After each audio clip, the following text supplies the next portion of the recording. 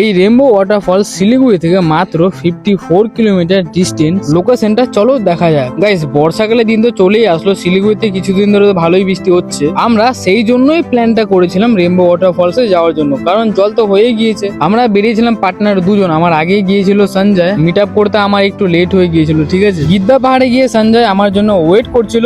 রংটং স্টেশনটা পার করার পরেই দেখতে পেলাম আমার মতো একটা হনুমান। কিন্তু যাই হোক, মেঘগুলো পাহাড়ের সাথে লেগেছিল বলে দেখতে সুন্দর লাগছিল। ওয়েদারটাও বেশ দারুণ ছিল, না বেশি ঠান্ডা আর না বেশি গরম, একদম মাঝারি ছিল।